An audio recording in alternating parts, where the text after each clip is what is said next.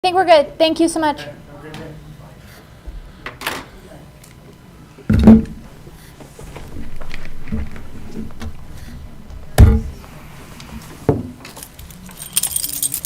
We were ready.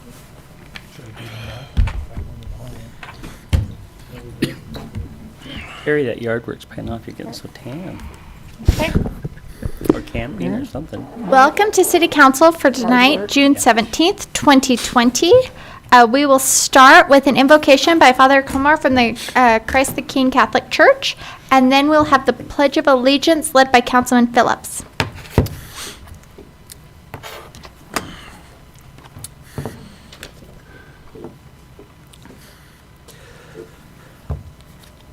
O Lord, thank you for the blessings you have bestowed on our lives. You have provided us with more than we could ever have imagined. You have surrounded us with people who always look out for us. You have given us families and friends who bless us every day with kind words and actions. They lift us up in ways that keep our eyes focused on you. Also, thank you, Lord, for keeping us safe. You protect us from those things that seem to haunt others. You help us make better choices, and you have provided us with advisors that help us with the difficult decisions. You speak to us in so many ways, so that we always know you are here. And Lord, we are so grateful for keeping those around us safe. We hope that you provide us with the ability and sense to show them every day how much they matter. We hope that you give us the ability to give to them the same kindness they have provided to us. We are just so grateful for all your blessings in our lives, Lord. We pray that you remind us of just how lucky we are, and that you never allow us to forget to show our gratitude in prayer and returned kind acts. Thank you, Lord, in your name. Amen. Amen. Thank you. Would you please stand and join me in the Pledge of Allegiance? I pledge allegiance to the flag of the United States of America and to the republic for which it stands, one nation, under God, indivisible, with liberty and justice for all.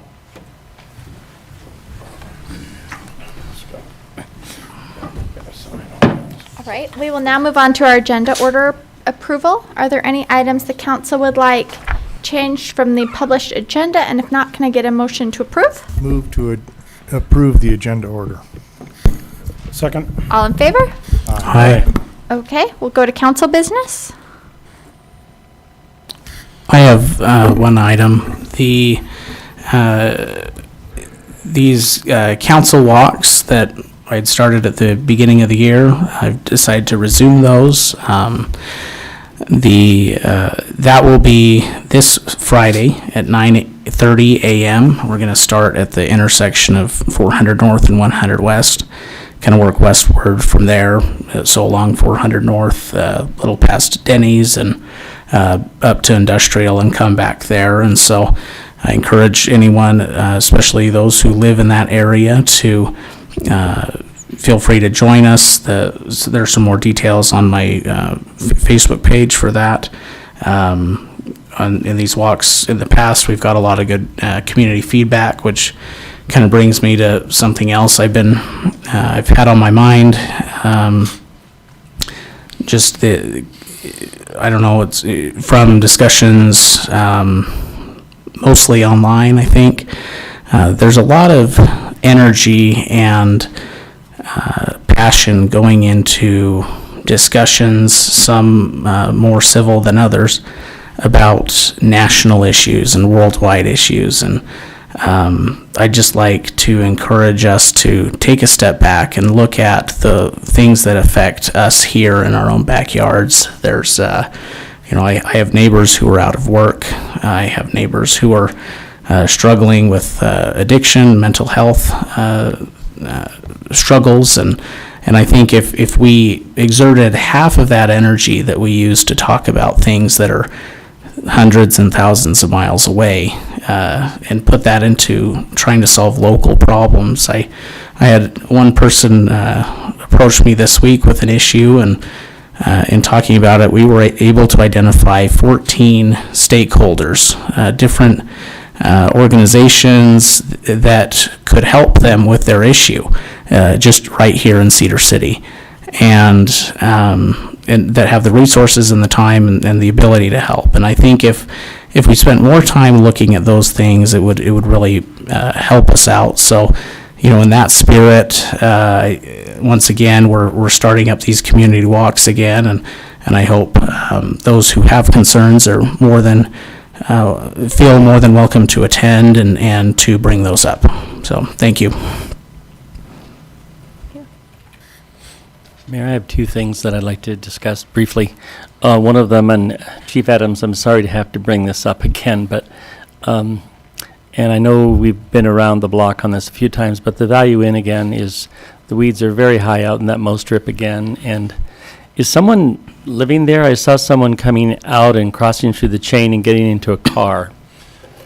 Darren Adams with the police department. Yeah, there's, so I think we talked briefly last week about the owners. They have a person there on site Okay. in an effort to keep the place cleaned up and also to keep people out, kind of security. Kurt's been in contact with them, sent them another letter a week and a half ago to address those, I don't know what you call those in front of the building, those large I plants think- have been trimmed back. Uh-huh. And then they trimmed that one mow strip, but that other one still needs to be addressed. Correct. And so, yeah, we're on top of that, and we'll continue to apply that pressure to get that Okay. taken care of. Thank you, I appreciate it. I'm Yeah. sorry to have to bring it No, up again. Good, thank you. Okay, and then the other thing I would like to say is just an offer of thanks and congratulations to our leisure services people and our parks and recs, because I think the parks and cemetery, I think our parks and our biofuels, the lawns and everything, they're looking really good, and I just wanted to acknowledge that, because sometimes we don't hear the good, all we hear is the bad. So please extend my thanks to all those people, Ken and to Wade and everybody, for the great job they're doing. Thank you. Right. Are there any other council comments? Okay, one that I need your feedback on. We have as we know, the 4th of July parade is happening. The council has all been invited to participate. If you would please let Renan know if you are participating. That saves her having to call you all individually. And she would greatly appreciate not having to call you all individually. I'm there. It's my birthday, so I'll be there. Well, you think it's a whole celebration for you. It is. It is. All right. A whole new meaning to independence, Councilman. Yes. Okay. So thank you. Let Renan know that. With that, we'll move on to staff comments. If there are any from back there, no. Okay, we'll move to the public agenda with our public comment portion. Chris McCormick, Cedar City Chamber of Commerce. I just wanted to come and thank all of you for stepping up to the plate and helping our businesses. I watched the video last week of your city council meeting where you approved the $25,000 to help our businesses, and I can tell you that our businesses are hurting. We've got a lot of businesses out there that are in tough shape, and some of them are hanging on by a thread, so this is a big help. It doesn't sound like a lot, but it is a big help. You know, when these businesses are hurting, they're really struggling, they're looking for answers, and when you guys step up to the plate like that, it sends a real solid message that our city council, that our staff are here behind our businesses, and I appreciate that immensely, so thank you all very much for that. Secondly, we sent out an email today to all of you, I hope, regarding the criteria for that. Would you check that and make sure that we have that right before we send that to you again to make sure that we get it updated correctly? Yeah, we received it. Okay. So if you'll look that over and make sure it's correct before you guys are going to send it out, not me.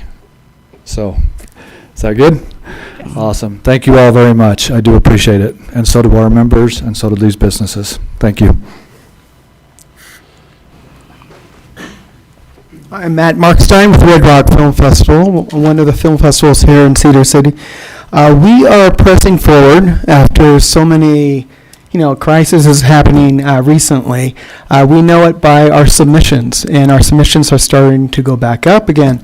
So we are pressing forward November 4th through the 7th. We're going to maintain the governor's requests, social distancing. We're getting bids for venues, but please mark your calendar, November 4th through the 7th. It is the Red Rock Film Festival here in Cedar City. Features, shorts, actors, directors.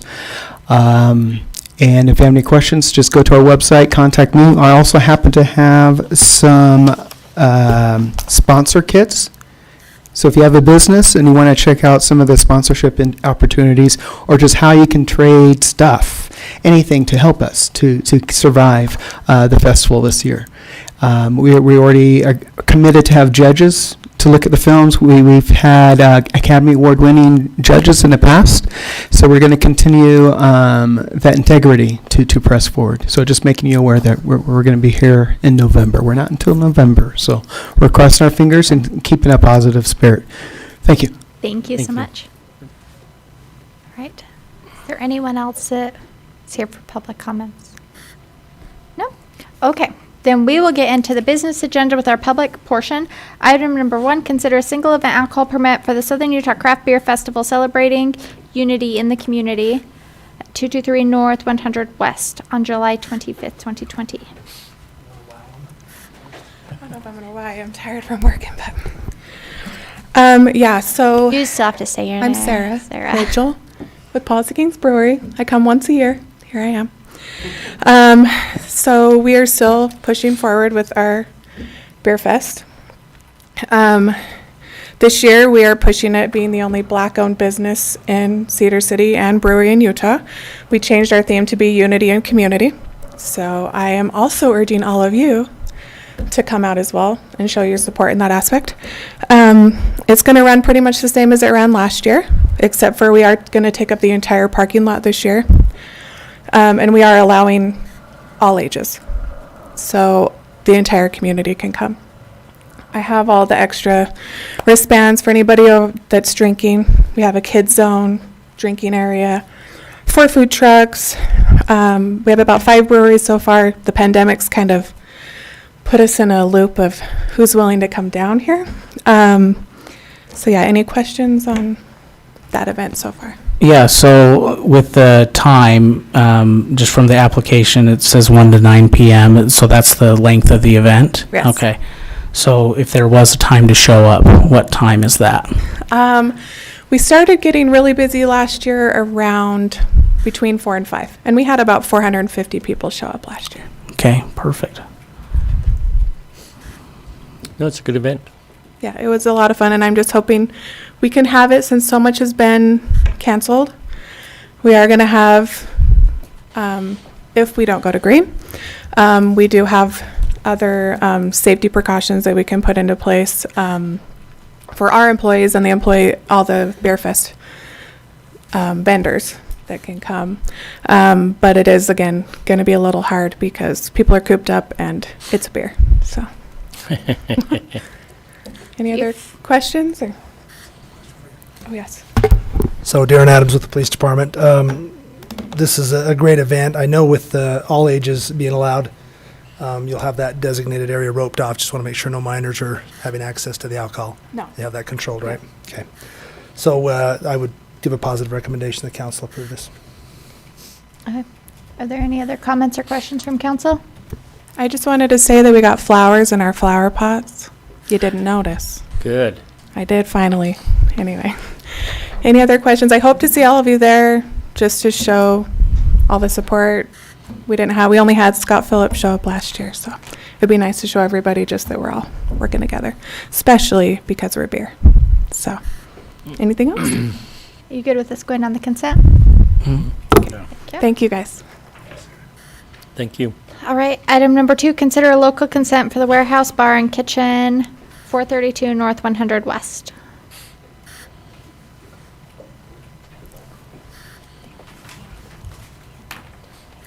Reginaldo Silva with the Warehouse Bar and Kitchen. I don't know what I'm supposed to, I thought I So was just coming Tell to- me, where's your business located? It's in the building on 200 North, just where Toads used to be, behind State Bank, Southern Yeah, Utah. on 100 West, okay. 100 West, yes. 200 North. And when do you plan to open? We're shooting for July, the first week of July. Everything is really dependent upon this virus and where we can open. I mean, I know there's another bar in town that can only access 50 people at a time right now, so that's a real hindrance for how large our building is and the crowd. And I am still trying to transfer the state liquor license from the old owners to myself. So Yeah, we're that might be shooting your biggest for- hurdle right there. I've already talked to them. I've gone in and submitted the packet and everything. I've got my background check. Margaret, the DABC person, I've spoke with her up there, has already cleared everything. It's just a matter of getting the insurance, getting the, paying for the insurance and that kind of stuff. I'm still waiting for the approval for a loan. And so, but everything seems to be in place for it to transfer easily. So your name, the new name implies kitchen, so will there be like a full-service kind of meal sir. service? Yes, we're revamping the menu. There'll be a drink menu, kitchen menu. So yeah, there's a full kitchen. There was a full kitchen there before Yeah. also. So let me expand upon that, because that was my kind of question. What kind of food are you going to have? It will be, we're still working with the menu. My designer slash person that's working the menu and drinks and that kind of stuff has a lot of pull and works with a lot of people with Gordon Ramsay and that kind of stuff. So he's putting together a list of about 20 items, and we're going to have a smaller menu, mostly finger foods, bar food, but there are it's going to be a good lunch menu. Burgers, we're actually trying to get Lamoureux Meats, local vendor with Lamoureux Meats, to do our meat for us so that we can work with the local. I have talked with Policy Kings also to try to get one of their taps on Good. and work a lot more with the local beers, food, try to use a little bit more of that. Thank you. Great. Great, Chief. Darren Adams with the police department. So we did an extensive background on Mr. Silva. I did have a few mild concerns, and we spent quite a bit of time on the phone today getting those alleviated, so we have no concerns, and would give a positive recommendation also. All right, are there any other comments, concerns, questions from council? Good with this going on consent? Yeah. Mm-hmm. Okay. Item number 3, public hearing to consider general land use change from low density to mixed use for property located at 250 South Cross Hollow Road. Good evening, Tim Watson with Watson Engineering. I'm hoping that I can get Chief Adams to give me a positive recommendation as well tonight. This is our second go-around on this general land use and rezoning. Paul, that was funny.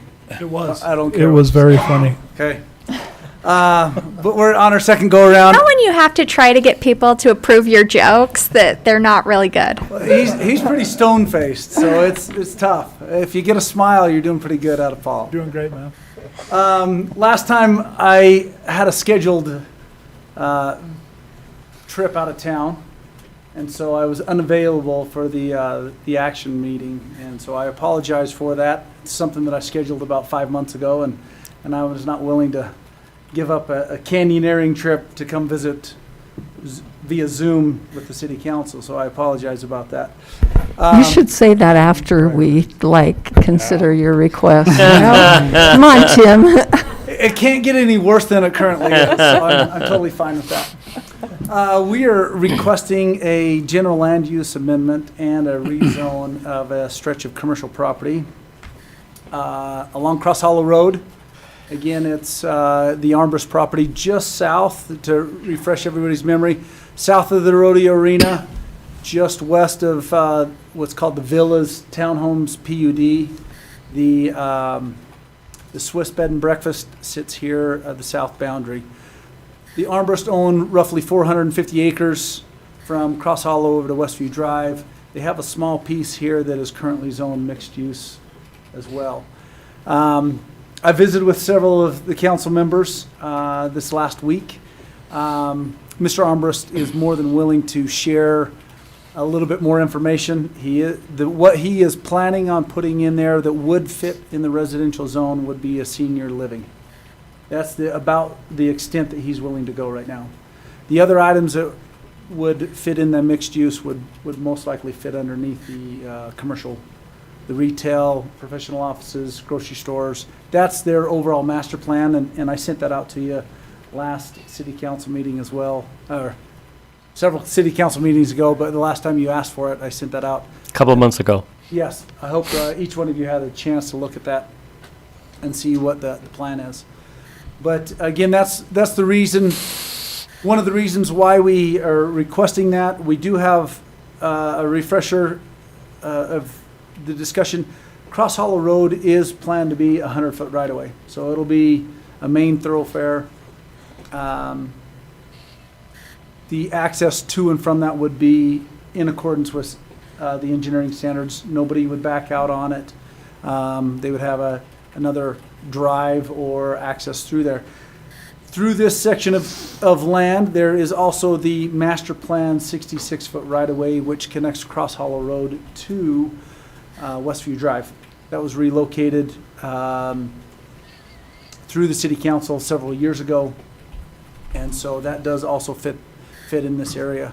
So I think it's a good fit. I know that there was some concern from the council members last time, as well as this last week when I visited with it, some of you, about selling the property. It's my understanding that the Swiss Bed and Breakfast did not quite turn out the way it was proposed when the land was sold. And so the armbrists are very, very cautious and are concerned about that as well.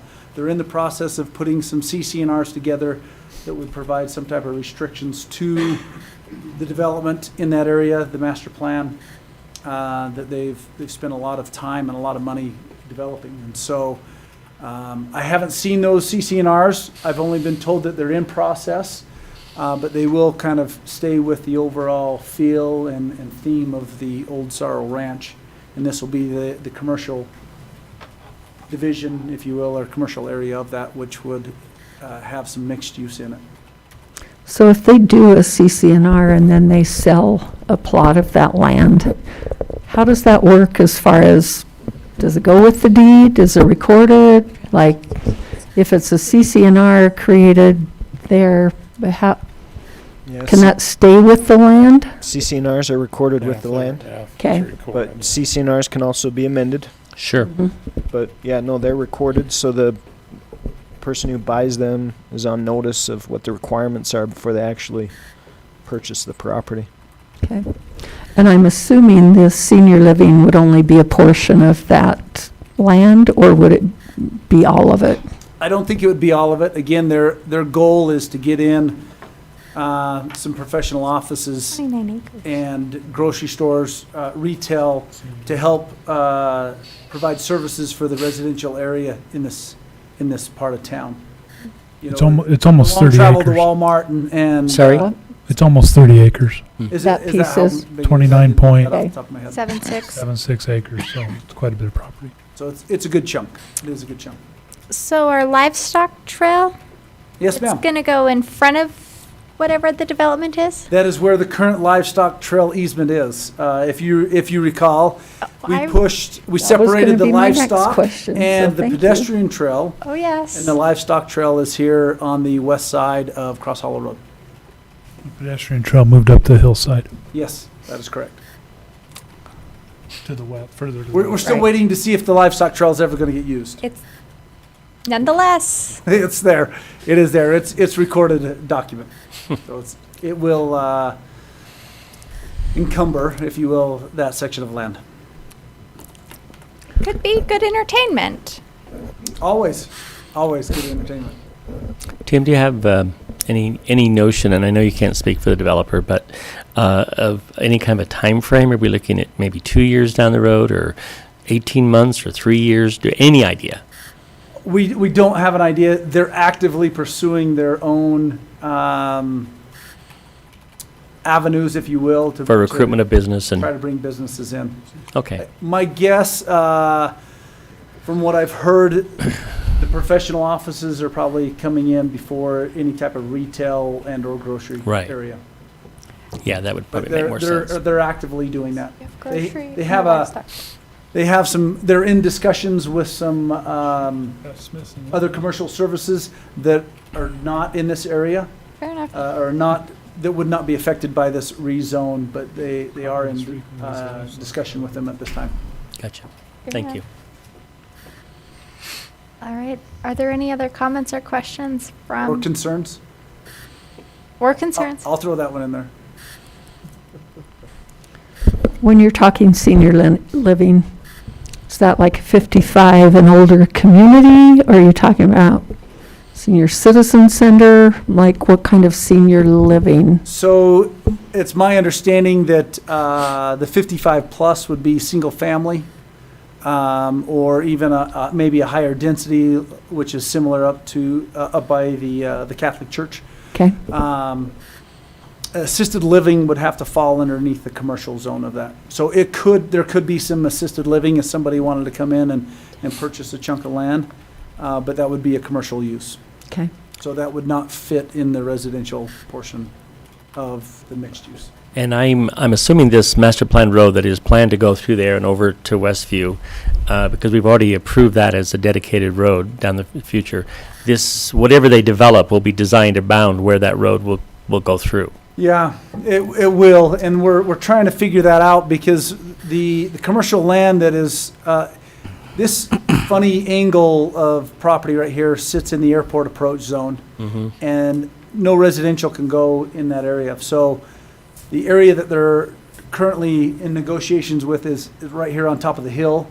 If you recall, the rodeo arena comes up, there's a little hill, and then it starts dropping back off to the Westview side. So no residential can go in that area.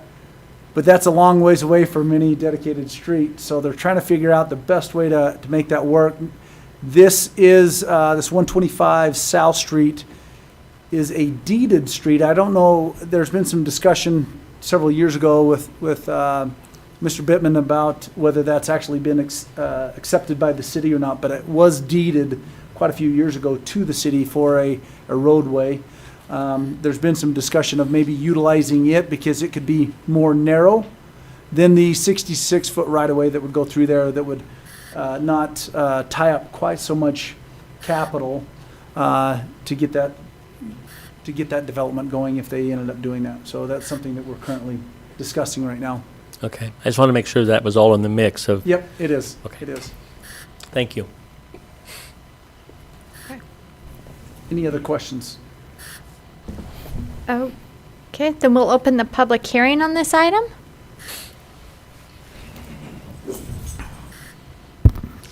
Good evening, Tom Jett. And last night I said it too at Planning Commission correctly. Good job. You'd have been proud. I don't want to throw rain on anybody's parade. And I'm in the development business also, but sometimes developers even have differences in opinions. I want to just, number one, remind this body that this vote is permanent. And and I've been an opponent of the way the mixed-use language is written right now.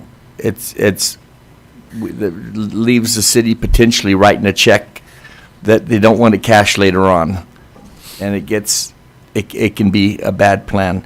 Number two, when Tim, and I don't believe Tim was trying to mislead, but when Tim talked about senior living, that is a very broad term. Almost everything, in my mind, it meant nursing care or something like the Emerald Point or something like that. But we are, when we do this, where everything that he has mentioned so far, other than the change from what I was interpreting from a senior living center, can be done in the commercial zone, which this property already is. We've made some mistakes in the past. I don't believe anybody is perfect. I do believe there are some people that will mislead and change and sell because economics drive the economy and economics drive decisions for many of us. So in making these decisions on this particular issue, or any mixed-use issue, please be leery and careful. And then my last comment would be, if I were king for the day, I would suspend all MU petitions until we can clear up the language. Scott Phillips made some comments about, is this 2 years or a 4-year, 3-year project? This could be a 20-year, in 20 years from now, it can come back to bite us. And I'm just want to keep the elected officials and staff on their forefront, in their mind when they're making these decisions. Thank you. Okay. Right. Any other comments?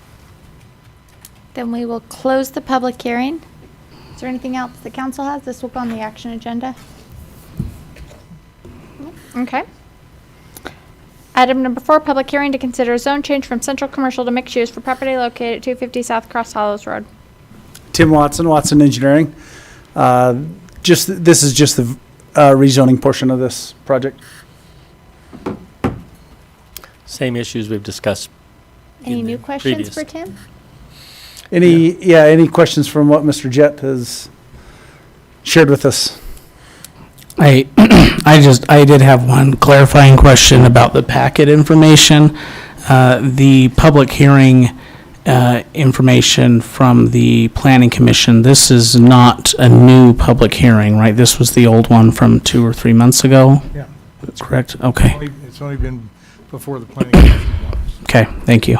It looked familiar, but each page doesn't have its own date, nor should it, but it just looked familiar. Okay, thank you.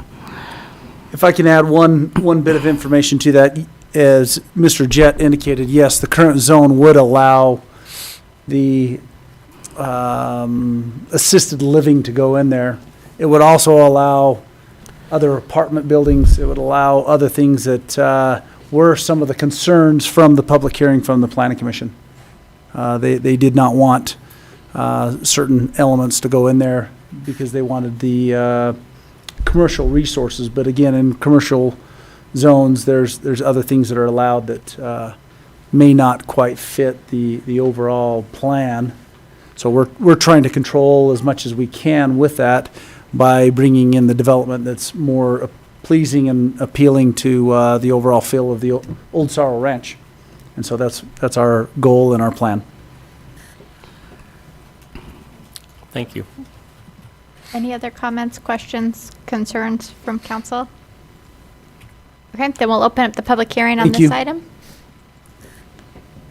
All right. Seeing none, we'll close the public hearing and put this on the action agenda. Public hearing to consider a general land use change from low density to mixed use for property located at 375 South Cross Hollow Road.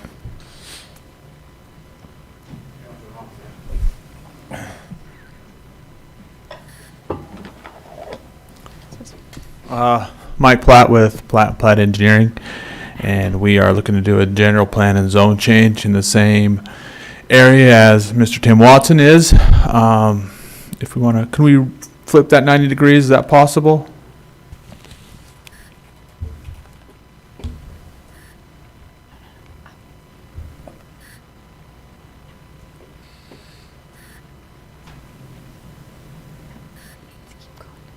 Well, that was 90 degrees. I should have said. Technically, you did go 90 degrees. Just kind of upside down. Now we need to go 180 now. Opposite side. Same thing again. Again.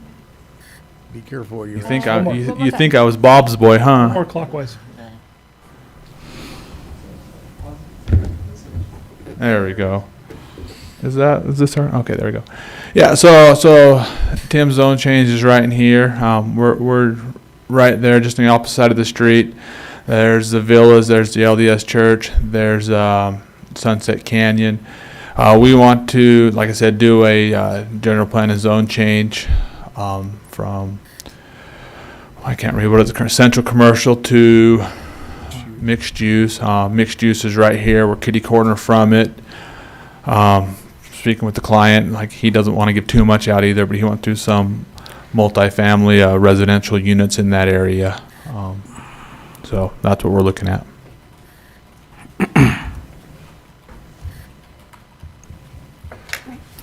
Multifamily residential units, what does that mean?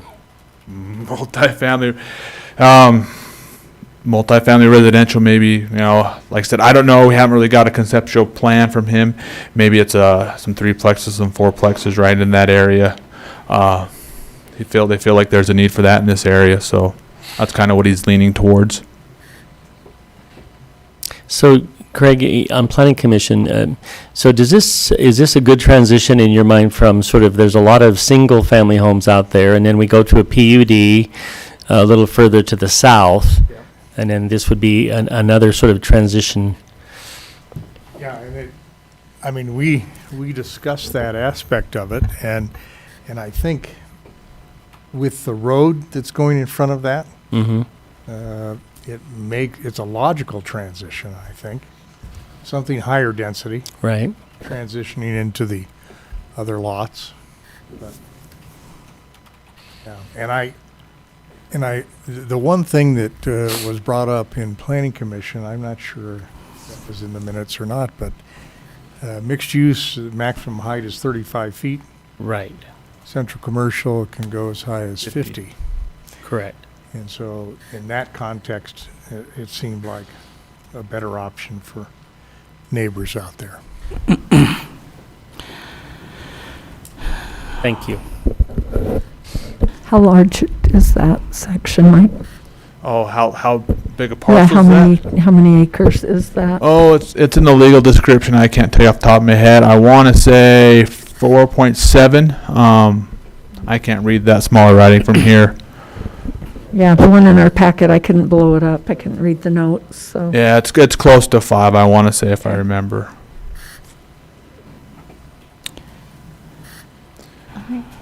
Are there any other comments, questions, concerns from council? So, I'm looking at the city zoning map here, and it looks like, I'm just trying to get a feel for the area. So immediately to the south of that, kind of that width, that same width of the parcel, it's also general commercial. But then we have what looks like single-family zoning back behind there that just has yet to be developed. Is that correct?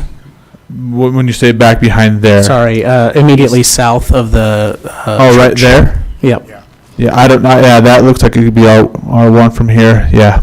And so I know a couple of the residents that live just in the area immediately to the north, even just a couple houses down, are kind of concerned about what's going in. I mean, right now it's general commercial. You could put a 50-foot hotel in there and no big deal. But I think, just the uncertainty is one of those things. And so it would help if there was, some kind of understanding or even a transitional piece. And I don't know if that's maybe something we just need to start working out with, like Mr. Jett said, with our mixed-use zone, and just so that it contemplates more of that kind of transition area between uses. It seems that that's the kind of application we keep getting. But the ordinance doesn't really contemplate that transitional nature, and so, but yeah, so it does appear that everything east of that eastern line, north and south, is single family residence. This is R1 right here, and this is R22 right here. Right. Correct. So, right. What are the setback requirements in mixed use? Do we know? I mean, does anybody know that? I know it's in the ordinance, but I'm just wondering. Kit, do you have any idea? Yeah, I think they're the same as an R3, or your higher density. Okay. Fingertips, but. Well, I can look that up between now and next week. Okay. Are there any other questions from council?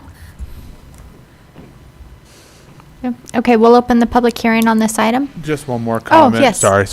No, you're fine. And whatever we do go there, it will be to engineering standards, and it's gonna and I've already talked to them. I said, hey, whatever we do, we'll make the roads a little bit wider because we've had that issues in other PUDs that we've done for fire access and you know, with the radius points and all that stuff. So we've already kind of cleared the air with the client on whatever we do. It's going to be a little bit wider streets and not. So. Thanks. Okay, we'll open the public hearing. If there is anyone. Okay, seeing no one, we will close the public hearing on this and move it to the action agenda. Item number 6, public hearing to consider zone change from central commercial to mixed use for properly located at 375 South Cross Hollow Road. Mike, I would just ask you maybe a similar question I asked Mr. Watson. Is any idea on the time frame for this project? Speaking with the client, he wants Still have to say your name again. Again, I just said it. Mike Platt with Platt and Platt Engineering. Sorry. He wants to get started as soon as possible.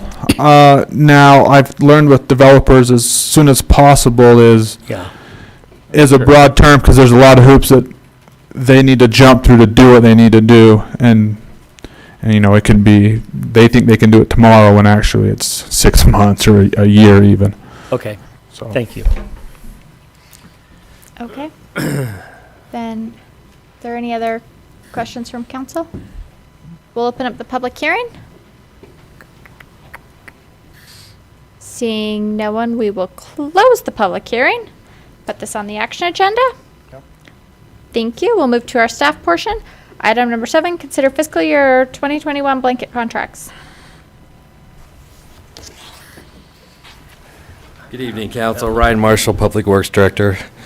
As most of you know, once a year we go out, our streets department goes out for their blanket contract bids for all of the materials and the services that they use to maintain our roads and our sidewalks and all of that. So what you have in your packet before you, we set the bids out, we got them back, went through and did a tabulation. You have the tabulations in front of you. If you want to go through each page, we can start with the pavement markings. As you can see, we only have the one bidder on that, so we're recommending that we award that bid to them. Can you tell us how this, since there's only one bidder, how does this compare to this year? Is it basically the same, or? It's up $5,000 from our current bids. Okay. So, but the way they bid this, remember, is we give them a estimated or a fake quantity, and they bid it per unit. What we actually use is going to be different depending on what our needs are. But as far as their individual unit pricing, they were up $5,000 overall from this year's blanket contract. Thank you. Who's the vendor? Straight Stripe. The next one is the concrete projects. We had 2 bidders. We are recommending Gleave Concrete. They came in at $62,595. Again, that's just based on the units that we gave them to bid on. The actual use of that will Cleave differ. a local contractor? I don't know Yes, them. he's here in Cedar City. Okay. And that one is actually, he is down from what we're currently with MS Concrete, and Right. his bid is actually lower than what our bid is this year, so. The next one is the installation of asphalt. We have 3 bidders. We're recommending Ashdown Brothers. They're this year, right? They're this year as well, and the bid stayed pretty much the same. The next one is the street materials and supplies, and this is where it gets a little more complicated. Is because instead of awarding it all to one bidder, they bid on individual items, and we award the items. So it's spread out between Western Rock, Ashdown Brothers, and Mel Clark all got pieces of that contract. So whatever, depending on the product that we need for the repair, will depend on which You would go to that contractor we selected go to. vendor Yep. if that was, okay. Is it still structured, Ryan, so that if that vendor is unable to fulfill the request at the time we request, we can go to the next guy? Yes. So if there's a clause in all other contracts that says if they're unwilling or unable to meet our demand, then we can go and use the other vendors. Or if when we go to sign the contract, they can't supply us with the appropriate insurance and bonding, then we can go on to the next lowest bidder. Okay. The next one is for the crack seal and asphalt chip seal material. Again, this is split between different vendors. So you got Asphalt Systems and Peak Asphalt that both got a portion of that contract. It seems like, So is- I'm sorry, go go ahead. ahead, Councilwoman, I'm sorry. So is this the actual material and then Ashdown Brothers lay it? Is that why there's asphalt on two of them? I was a little bit confused, not knowing. No, this is like if our guys are going to use it to go out and do some leveling courses or anything, this is just the material that they'll use. Oh, okay. There's also some crack seal material in here, and then a little later you'll see a bid for the company that actually applies the crack seal.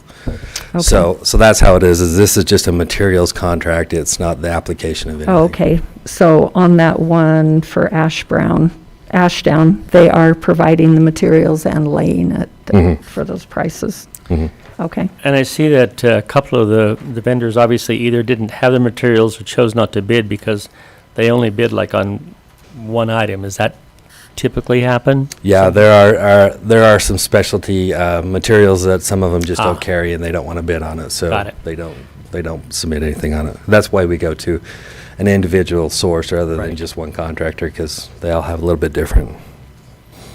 The next one is the chip seal applicator, and this is the one where they will apply it.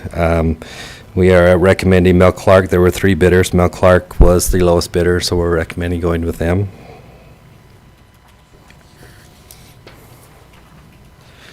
The asphalt street crack seal project, this is the application of the crack seal and the oil in the front of it. We are recommending Spencer Asphalt on this one. We had 3 bidders on this. Spencer is the one that had it last year as well. What do you mean in item 1 It's is, about the same. number 1 is a 1.5% of the total job cost? Just so I understand. I'm sorry? The note here that says item number 1 is 1.5% of the total job cost, because some of them it looked like didn't bid on item 1. So that's a mobilization, and a lot of them will give us just a set cost, but some of them like to do it as a percentage of what the project is. Oh, I see. Okay, And so thank you. that's how this particular vendor bids at. Got it. Thank you. The next one is our tree trimming service. We did not receive any bids on that. We have a little trouble there, don't we? We do. It's the same as last year. The contractor that we usually use just can't bond for what we're requiring them to do, so we can't award them the blanket contract. So what we have to do is, if we do have services, we have to go out on a bid process, an open bid process. Per project? They usually bid on it, and they usually get it, but they can't bond in order to get a blanket contract, so. Well, they wouldn't need to work that bad. Yeah. And then the last one is the towing service. Again, we just had the one bidder. It's the same as last year, so that's just for when they're doing road work and they need to remove vehicles from the side, they go and tow that. So Ryan, we have a lot of similarities year to year. Have we seen price increases? Are they remaining fairly steady? What is your sense? So I was actually surprised. The largest one was the very first one. It was 5,000 more, but the rest of them were pretty close to where they were this current year or lower. So we did see a little bit of reduction in some of the material stuff. So right now, we're not seeing a big increase on the materials or the service to lay the material. So On the towing contract, just out of curiosity, I know, I don't know how long ago it was, but it was a year or so ago, we had some concerns because some towing companies felt like we were being unfair in some of our towing calls, and I think that was mostly out of our police department, but did this go out to a number of different towing companies, and we only had the one bid on it, or? yeah, we opened it up to everybody. I'm not sure how many they actually sent an invitation to, but it's opened up, it's published in the paper, everyone has an opportunity to bid on that. We have had, was it Chevron, or one of the Automos have bid on it before with their towing service. But this is the one that we've had for the last 2 years. Okay. So it is open, and everybody has an opportunity to bid on that.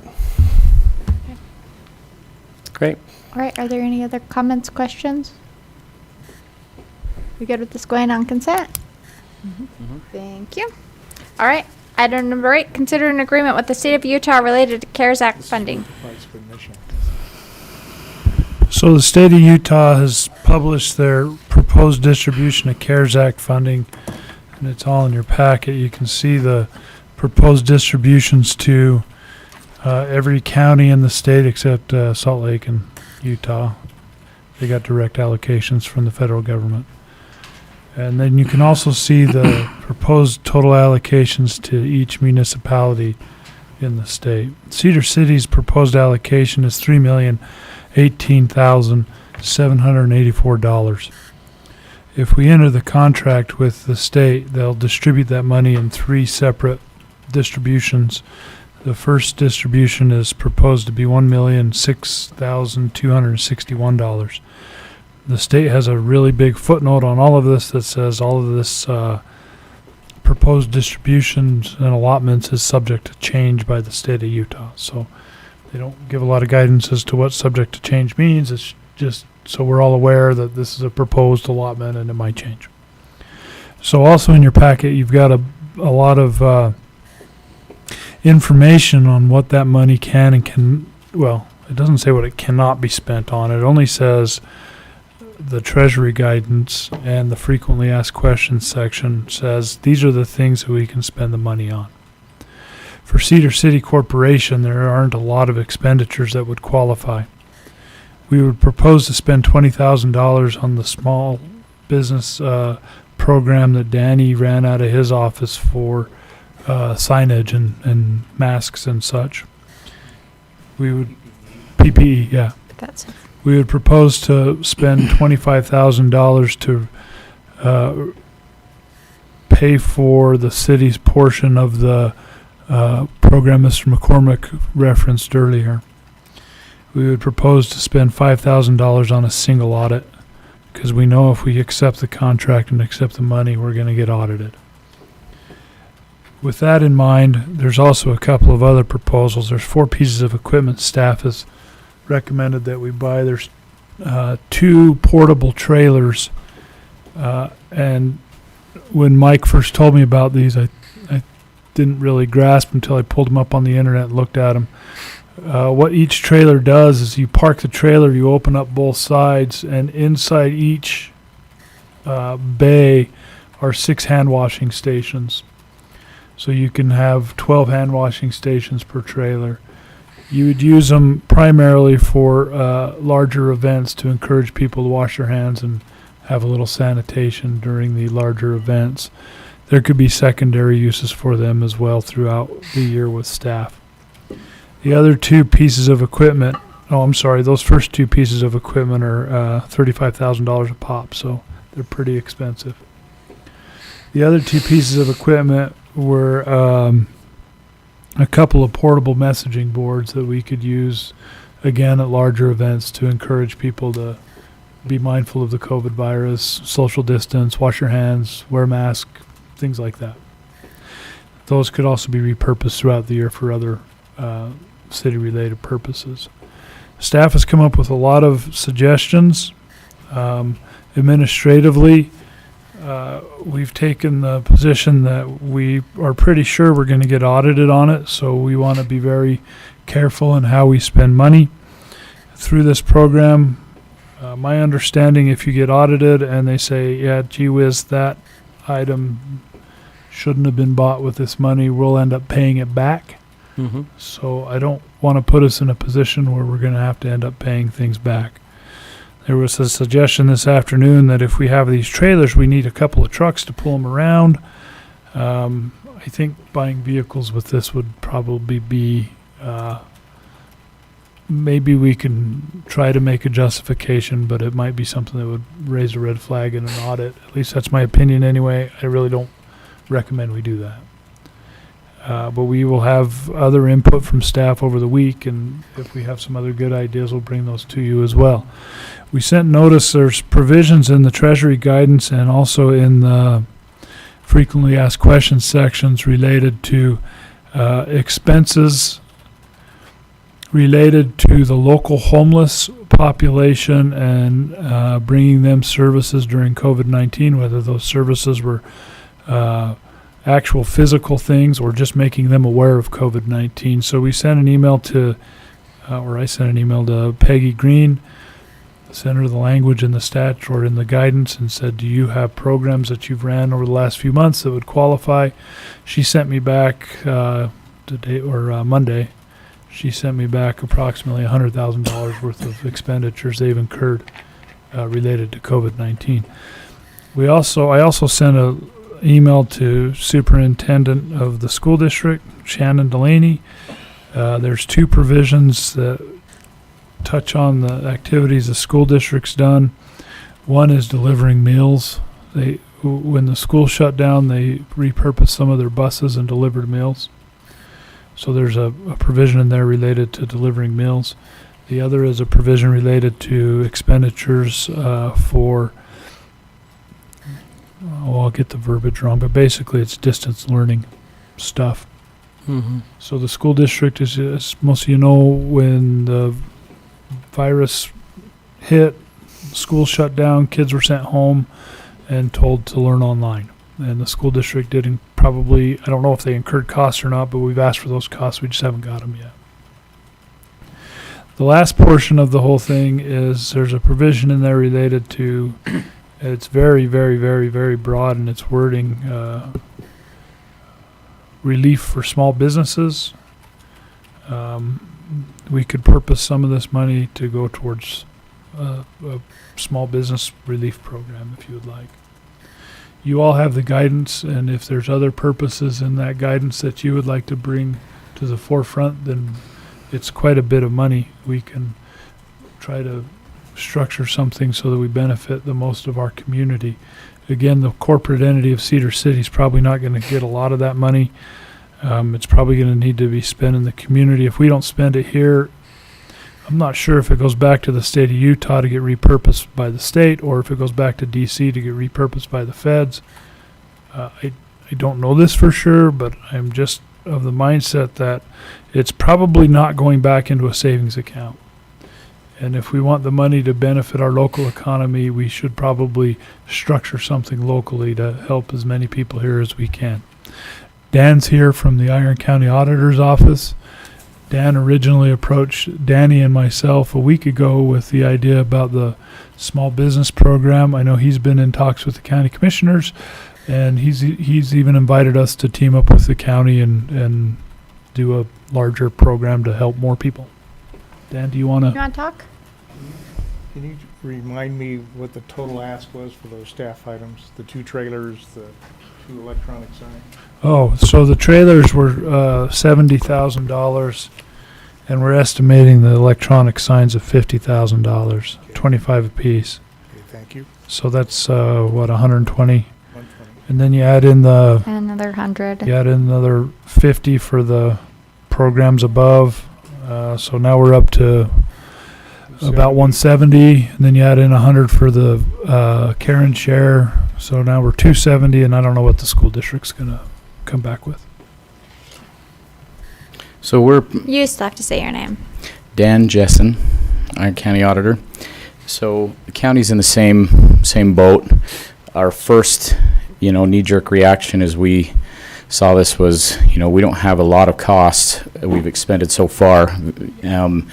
Projecting through the end of the year, if it looks like what we've spent so far, it really wasn't that much. As we've putting our heads together, really going through the criteria of what it can be spent on, realizing that we probably won't get any more money. We were thinking, okay, what are we possibly going to need through the end of the year if there's a second phase of this and so forth. So we're going to be spending some money for county stuff, probably getting some new tents. The tents that are at the testing centers now are tents that were loaned by a church. So we'll be acquiring some things. We're probably going to get some of those trailers as well, hand washing trailers we can use at the fair and other events as well. But the county's in a position we're gonna get a little more than $5.5 million, and it's pretty limited on what these funds can be spent for. It can't be spent for regularly budgeted items. It can't be used at all for revenue replacement. We're expecting some revenue shortfalls. We wish we could use some of that for that, but we can't. The big one that jumped off the page at me as I went through this was the small business grant. It could be a grant or a loan, but I don't really get the impression that they want this money back. It's like Paul said, we don't know, but it's probably not going to go back in and come off the national debt. If it was, that might be a good option, if we could not incur trillions of dollars. But most likely, in the information that's been given to us, we have to submit this money, whatever isn't expended by the end of November, back to the state of Utah. I'm sure if they have some use for it, they'll reallocate it. I don't know if not, I'm sure, I guess it would go back to the feds. But anyways, as we got looking at the small business grant, and I did meet with the commissioners today, we're getting ready for a budget adjustment. We have already signed the agreement and gotten the first tranche of money from the state. So it's pretty quick. If you guys do sign the agreement, they'll cut it up into thirds, and you'll get the first third. I get the feeling that the second third and the final third may be conditional upon how those are spent. I'm guessing that's the only reason they've divided it into 3 tranches, because the state has already received all of the money. So I think they're wanting to kind of see how local governments are spending these and see how that's working. So to the small business program, what we're kind of looking at, I've seen a couple of counties and municipalities that have done this. Salt Lake County just rolled out a small business grant program with this money based on these criteria, and it rolled out yesterday. So I've looked it through their criteria and their grant application process, and another county that I found online that had something going as well. The concept that we're looking at for the county is we would do like a first come, first serve.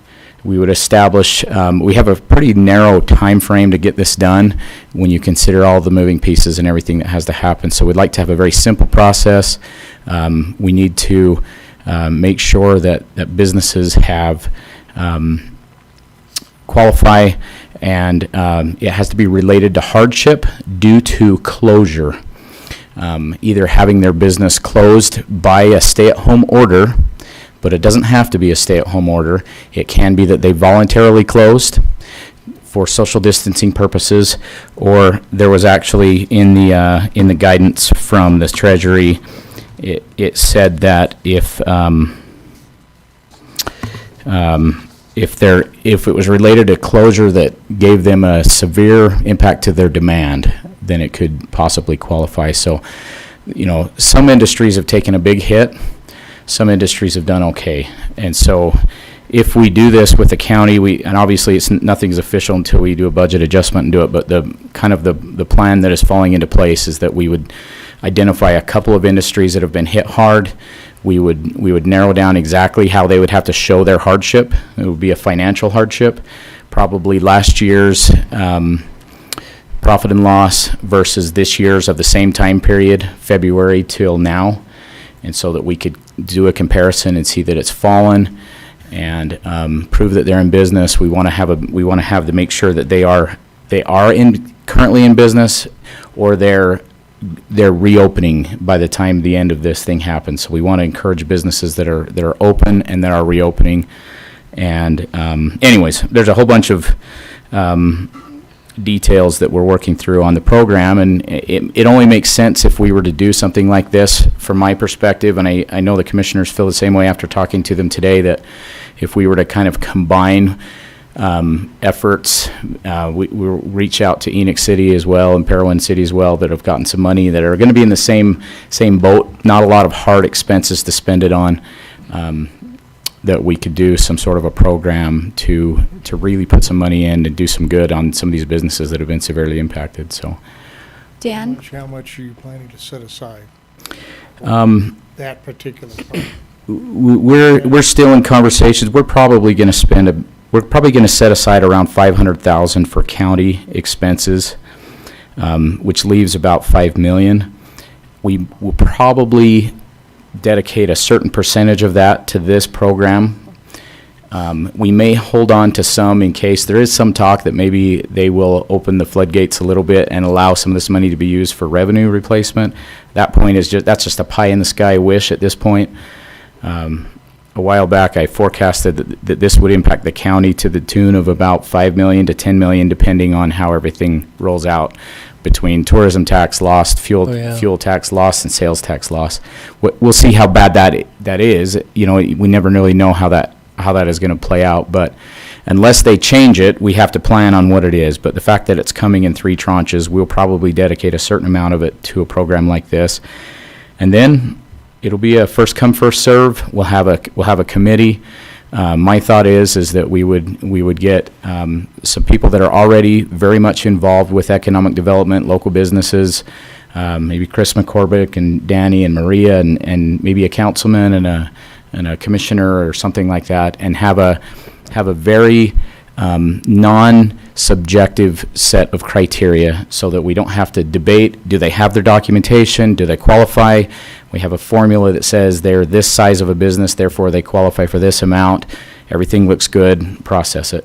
It needs to be simple. We don't want to create a bureaucracy. We don't want to get in and audit businesses. We don't want to do a loan program where we become a bank. The beauty of this is that we can expend those funds, we can get them into the local economy and wrap it all up by the end of November and not have to add staff and do all of that stuff. So that's kind of the concept as it's starting to come together.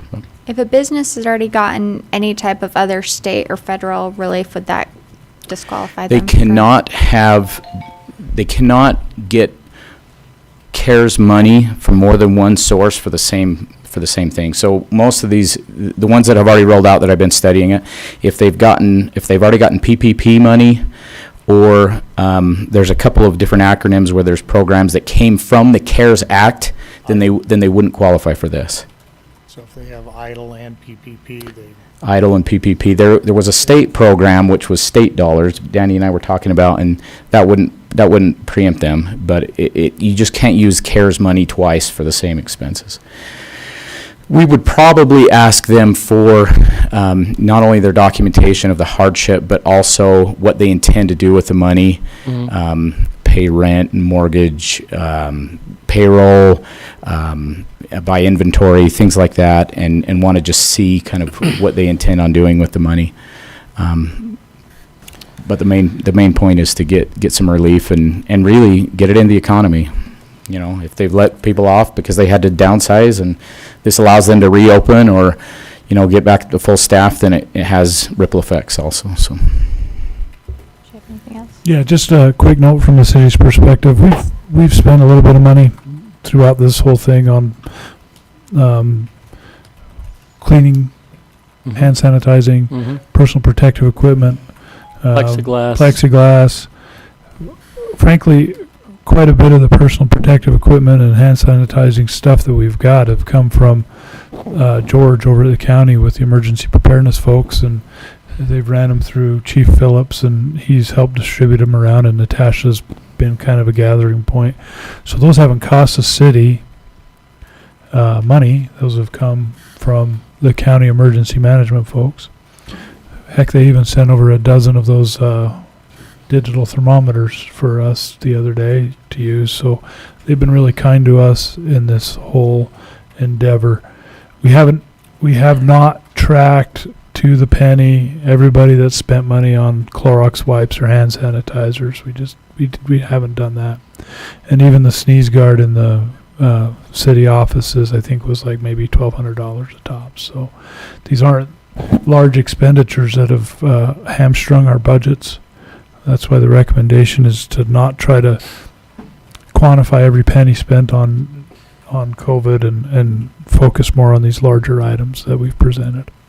I would assume, and maybe this is a question for either you, Paul, or you, Dan, when businesses have had to remodel and get new flooring or different kinds of chairs because it's easier to sanitize those chairs and as opposed to upholstered chairs and things, I assume that could qualify under the results of the COVID-19? Yeah, so from what I can see, it doesn't, like Paul said, there was a set of guidance, and then there's some frequently asked questions. Right. That's about all we got. That's about it. And the Department of Treasury is giving more information. From what we have to work on is that we can do a program that's supposed to benefit the small businesses that have been hurt by closure. It doesn't say that we have to then hold them accountable to spend the money in certain ways. Gotcha. Now, Salt Lake County, as I look through theirs, they're asking them to do that. They're wanting to see that it's spent on social distancing, encouragement, or something like that, and it says they can spend it on utilities, but it doesn't say anything about payroll. And another county says, well, you have to spend it on this or that. My point is I would rather actually leave it a little bit more open-ended, as long as we are covered with our audit, and let them spend it the best way they can. But still, at the same time, it would probably be good to have on the application, what are their uses going to be, so that we can again show that to auditors. I mean, we'll ultimately be able to be audited by the state, and since it goes over $750,000, we will have to do a single audit, which means the feds can come in and audit. So we want to make sure we stay really coloring within the lines, but it doesn't say that we have to then make those businesses. Yeah. So along those lines that Councilman Phillips had mentioned, perhaps it would be prudent then to, you mentioned perhaps adjusting amounts by size of business, but also maybe look at specific industries that are most likely to have very large COVID-related expenditures and yes. And it has to be as well. The guidance kind of narrows that down. Okay. Because the guidance says it has to be small businesses. So that right there tells you small business. Most of the counties that I've seen are saying that they have to be based out of here. So therefore, a large franchisee that has 50 XYZ stores probably wouldn't qualify, but maybe the local guy who owns this local franchise would probably qualify. And then it says it has to be related to hardship related to closure. Yeah, I'll read it. Meaning, what's that? You want me to read it? Yeah. It says, expenses associated with the provision of economic support in connection with the COVID-19 public health emergency, such as expenditures related to the provision of grants to small business to reimburse the cost of business interruption caused by required closures. That's the extent of the guidance we get. So if their business, say they're selling stuff on the internet, that industry probably, I would say by definition, isn't going to qualify because they haven't been related to having to close their business. So, I mean, what I've kind of looked at is hospitality, meaning restaurants, hotels, fitness, health and wellness, doctor's offices, stuff like that, tourism, recreation, service, retail, those businesses that due to traffic have had to then stop. And it doesn't, if Paul goes on and reads in the question and answer, it says that they didn't have to close, but even if they voluntarily closed, or if they experience significant lack of demand. Yeah. The Q&A, the frequently asked questions section, expands a little bit on that basic guideline, but sorry. Decreased to close voluntary to promote social distancing measures or that are affected by a decreased customer demand as a result of the COVID-19 public health emergency. So it's really related to foot traffic into businesses. So I think that kind of helps us narrow down. And again, you want to have some criteria, realizing that you may be excluding that oddball business, but you have to have some criteria for, otherwise the sky's the limit. What do you do with a guy who says he's in business, but he has no taxes, he doesn't have an S corp, he didn't even file a Schedule C, but he's in business? At some point you have to say, these are the criteria that we have to follow, and these are the industries that we've identified. Right. I mean, but that being said, even if you're selling things online, if the things that you're selling online have decreased significantly in demand due to closures, and if you're selling fitness equipment to gyms, and I would be inclined to keep it as broad as possible, or at least allow the review of exceptions. So if they apply, they can show they have all their documentation, and they can show that there's been, Which is why we'll have a committee. right. A committee of people that are familiar with local businesses. They're, the goal is not to be too restrictive. The goal is to make sure that we cover our backside. And one other concern I have is residency. So how is that going to be determined? We have, let's say we have a business, local owner, local business, but employees from out of the area. To what extent, does that affect things? Or if we have a local business that employs local people, but the owner does not live here, is that going to change things?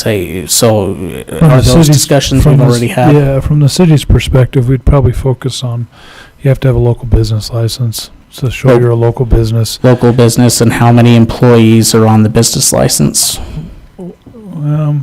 I don't know if we'd restrict them to that, because their number of employees throughout the year probably is like ours and goes up and down quite frequently. But we would make sure that it was a local business license. I'm sure the county would do the same, is make sure they're a county-based business. I have a question there, though, and maybe Renan, you can answer this, but I'm concerned that as we go into this grant program, I want to make sure that nonprofits are included into this, because they are a business. And one of our largest nonprofits is closed for the entire season, and they've already laid off 3 individuals. They're projected to lose thousands I of had that dollars. same question, because a lot of our nonprofit entities outside of the small business program that we're talking have not, because of health-related social distancing. We talked about care and share, but what I'll go about back through other the guidance again and look with an eye towards nonprofits. I haven't really looked at it that way.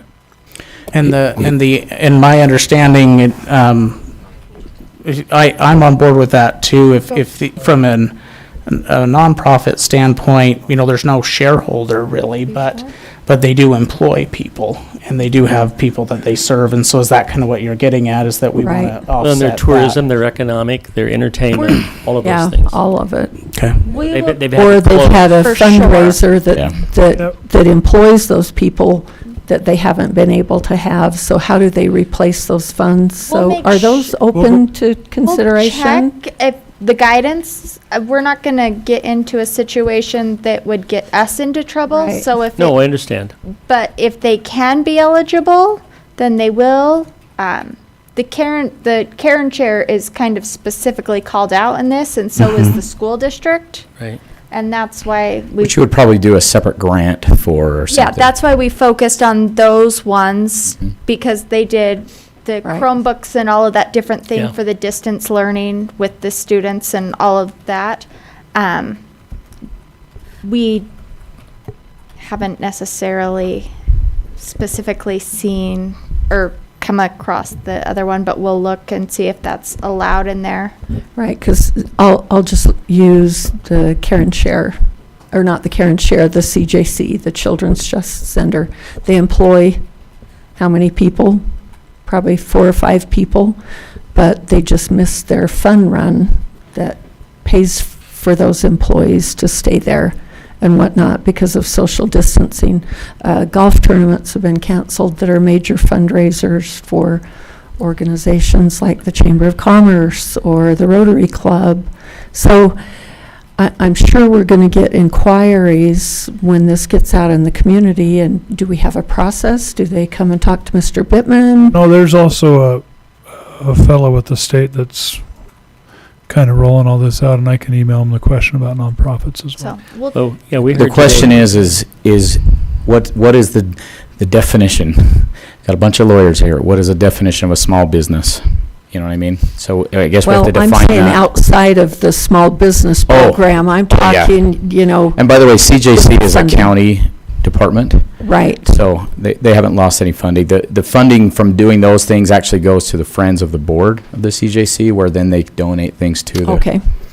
Yeah. But the The CJC others- is. Gotcha. We'll literally we'll go through the questions and Yeah, through we heard guidance today and- in the RAP tax See. funding proposals in the art side, every one of those organizations have had to cancel performances and lost revenue because they had to cancel because they couldn't gather collectively. So we've got to be able to try and address that if we can. So one of the things, and I think that this, and I'm way over my head, and I'm not going to be in its speculation, but one of the things that we have been very much directed, and I'm hoping it changes, is that anything we do can't look like revenue replacement. I understand. No, I understand. So if, and this, you have to think about this from the city's perspective and the county's perspective. We can't give money in a grant or to like a small business that they can't pay their property tax.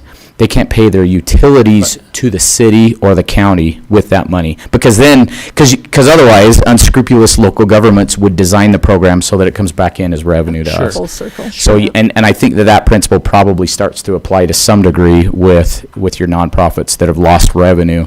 How do you help them without it looking like a revenue replacement type thing? I just want to make sure that's in the mix because we do need to make sure that's at least discussed.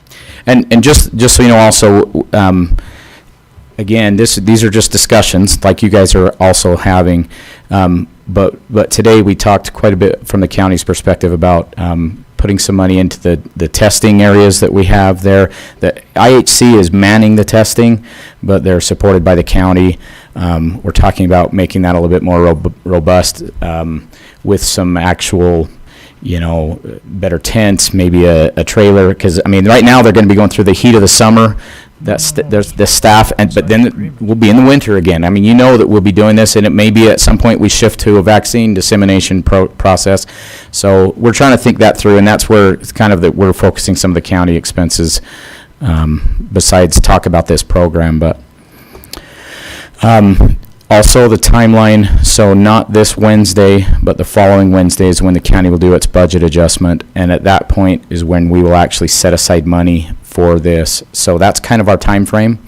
If the city wants to maybe partner on that, kind of what we're looking at. But got any other questions for me? One other about the timeline. Those talks about funds not spent by November 30th. Is that assuming then that third phase of funding will be distributed and have a chance to be disseminated by November 30th? Yeah. That's not for the first. So the first one was in June. Obviously, you have to sign the agreement. The second one, I think, was going to be July or August, and the third one will be kind of on the tail end, September, I think is what it said. Okay. So if we have our program fully in and functional, we have our committee in place, we have a quick way to process these applications and get checks out the door, I don't see that being a problem. The best thing that could happen is that we could get all that money moved out and put into the local economy. We just have to have the check written by November 30th, and we have to send it back by December 4th. They're not messing around, so we'd literally have to wire money back or have them pull it out of our PTIF by December 4th. So the question before the council today is not the entire scope of the program. The question before the council today is, do you want to sign the contract with the state and go forward with... Please do it yesterday. ...with receiving this funding? And then we brought up since we're trying to spend it, so we brought up the options to start the conversation of how we're going to spend it. No, I think we absolutely have to sign the contract and then work out the particulars. But that's my... Because it is not going to go back towards the national debt. It's going to go some other place. We'll if it put is it not to good utilized. use here. I'm being factual. Laura Henderson, just a quick question. When considering small businesses, private, individuals who have businesses may have had to close because they contracted COVID-19. So that may be a consideration as well. They may be a single person with their own business on the internet, but they had to close because they themselves, got the virus. So I would tell you that my definition of a small business is anything from 1 to 100. Right, absolutely. Mm-hmm. Okay. All right. Thank you. So we good with this on consent? Yes. All right. Item number 9, consider a UDOT master transportation plan agreement.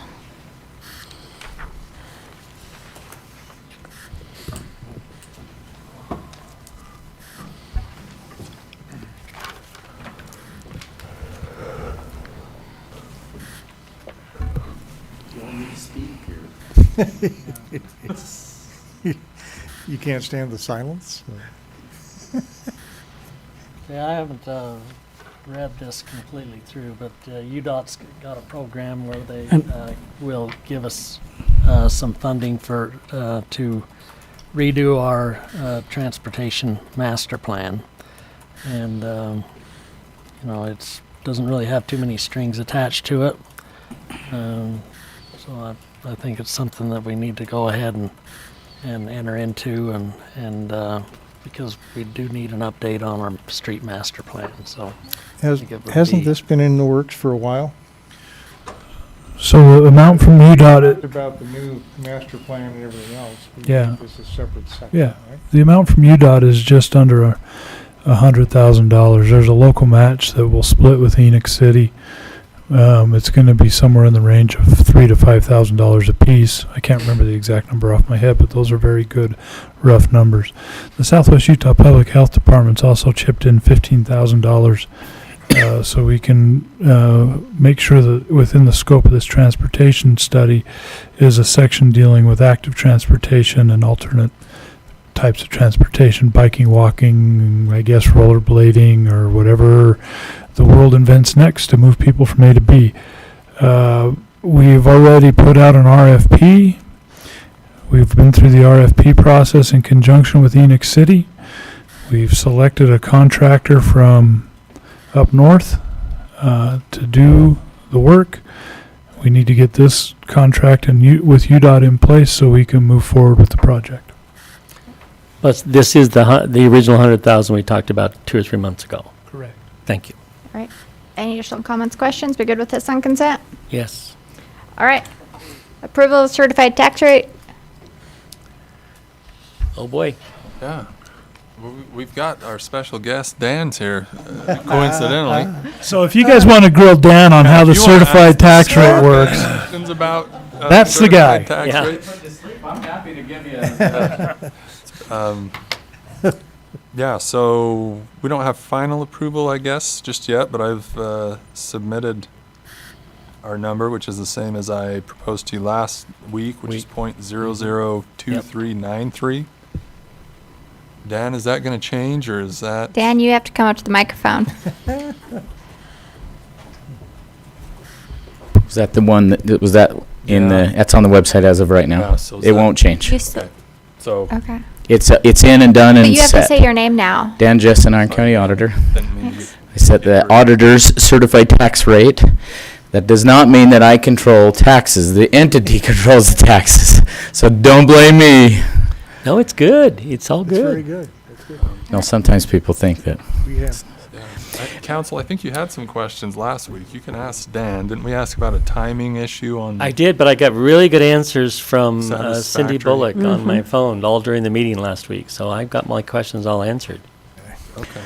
Yeah. .002393. That's going to be our rate. So each year, you're going to get what you got last year plus any new growth, assuming new growth is positive, and you'll get a certain rate and the associated revenue that rate will give you.